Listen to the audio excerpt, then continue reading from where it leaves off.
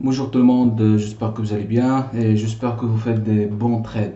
Alors, je partage avec vous aujourd'hui c'est un trade live dans lequel j'ai réalisé environ 1300 $ et quelques. Donc, j'aimerais bien partager avec vous, c'est-à-dire la façon dans laquelle j'ai pris ce trade et comment j'ai pris vraiment ma décision d'acheter. Donc, je vais lancer la vidéo. Donc, là, déjà vous avez remarqué, alors un instant, donc là vous avez déjà remarqué que on est dans une journée de tendance, d'accord? Jour de tendance, le marché fait que descendre, à chaque fois il crée des zones de valeur importantes, et si vous combinez les zones de valeur par rapport à ce niveau, par rapport à ce niveau, par rapport à ce niveau, vous commencez à voir vraiment un volume important. Par contre, lorsqu'on arrive au plus bas, donc c'est parmi les opportunités que j'aime profiter, c'est lorsqu'on arrive au plus bas et le volume commence à se diminuer. Le volume commence à se réduire. Par exemple, là, regarde, là vous avez 4000, 7000 et là on commence à descendre de 200, 900, 1000, 600. Donc jusqu'à ici, 238, dernière transaction à changer, 38 contrats, c'est-à-dire au plus bas. Donc ça, c'est le plus bas de la journée. Et on commence à voir quoi? On commence à voir aussi au niveau du plus bas, lorsqu'on a remarqué 261, ce sont des transactions brutes, d'accord? Des acheteurs bien sûr et des vendeurs. Et on commence à voir des signaux d'achat, comme par exemple delta divergence, imbalance reversal, des déséquilibres d'achat, des zones d'accumulation passive et agressive, le delta ce qu'on fait le volume important. Donc là, on commence à voir vraiment des échanges importants. Et en même temps, des signaux qui nous dit que le marché, ça peut se renverser. Donc, effectivement, j'ai pris une décision d'achat avec 7 contrats à ce niveau-là. Lorsque j'ai remarqué déjà, on a eu une delta divergence avec un volume de 7886. Après, le marché commence à monter un petit peu et on commence à redescendre. Et on a eu le même signal, c'est-à-dire delta divergence, mais cette fois-ci avec une balance reversal et des équilibres d'achat et aussi un volume aussi important. Donc, c'est là où je commence à voir effectivement les acheteurs ou bien les vendeurs qui ont vendu ici et vendu ici et vendu ici commencent à liquider leur position, commencent à sortir ou bien placer leurs ordres à ces niveaux-là. Donc, j'ai pris la décision d'achat. Et j'ai dit probablement que le marché va chercher vraiment une zone de valeur parce que cette zone de valeur n'est pas acceptée. Et vous vous rappelez l'autre fois lorsque j'ai fait le webinaire de Volume Profile, on a dit quoi? On a dit tout simplement le marché c'est fait pour faciliter les échanges, c'est-à-dire lorsqu'il descend, ils attirent des acheteurs. Après, lorsqu'il monte, ils attirent des vendeurs. Donc le prix, vous constatez que le prix c'est un mécanisme publicitaire qui attire les vendeurs et les acheteurs. Donc, ici on constate que les acheteurs commencent à s'intéresser par le prix. Donc, j'ai dit probablement on va chercher encore la zone de valeur qui est ici. Parce que ça, c'est une zone de valeur n'est pas acceptée. Et ça, c'est une zone de valeur acceptée. Je vous invite toujours à voir ces deux termes dans le dernier vidéo de Volume Profile. Donc ici, vous avez vraiment un volume important. Donc c'est là où il y a vraiment des échanges. Donc je vais lancer la vidéo.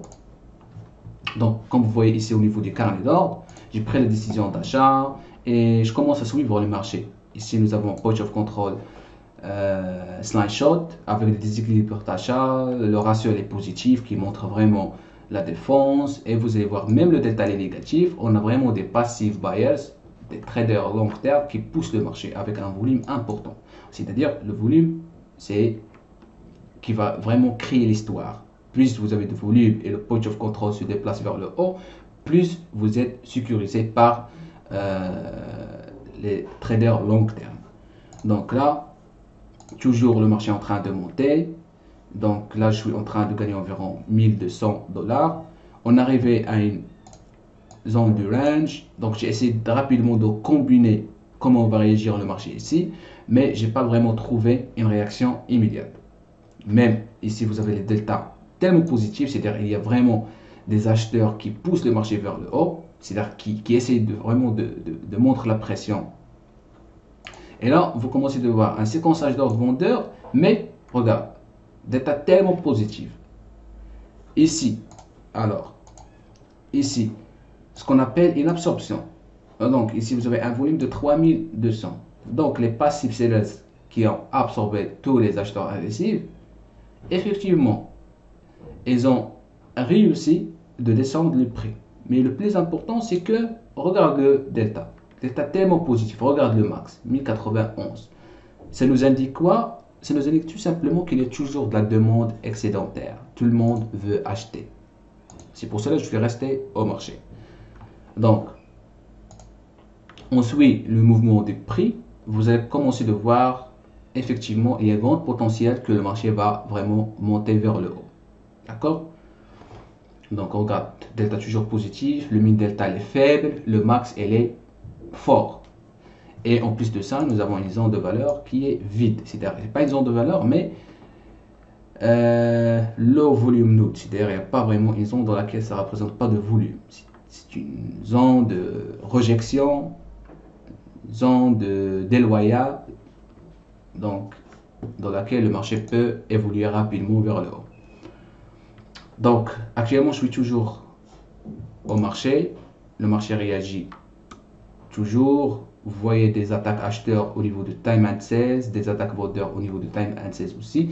Mais qui domine, ce sont les acheteurs agressifs.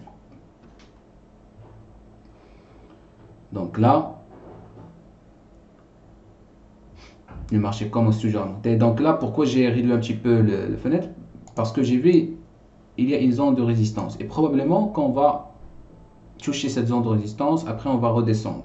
Donc tout simplement, j'ai commencé à liquider mes transactions pour, bien sûr, pour prendre mes gains. En plus de ça, en raison de sécurité. Donc là, je suis toujours à 7 contrats. J'ai commencé à liquider une par une. Donc 5, 4, après 3.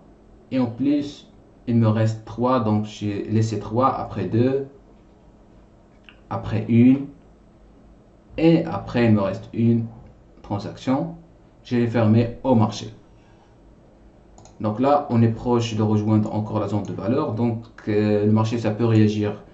Il va toucher vers la zone de valeur dans laquelle il y a vraiment des passifs sellers et puis il va descendre. Ou bien il va vraiment monter et rejoindre encore la zone de valeur. Mais pour prendre mes sécurités, selon ma vision bien sûr, tout simplement j'ai décidé de sortir. D'accord? Donc là, le marché, vous voyez comment il a commencé de résister ici, de linger un petit peu. Regarde, même le volume commence à augmenter. 4000, on approche aux 5000. Et il n'y a pas vraiment des mouvements comme le départ. Donc encore 5000. Et on est toujours dans la face. Donc je vais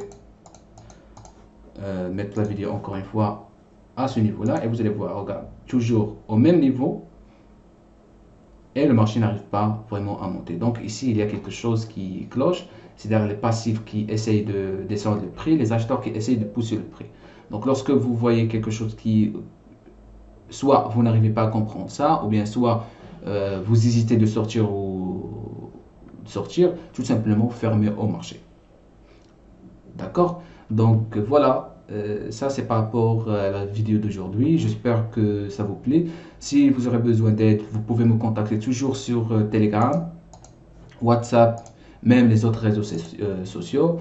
N'hésitez pas de abonner, liker, poser vos questions. Vraiment, je suis là pour partager avec vous l'information et on se revoit à la prochaine. Merci beaucoup.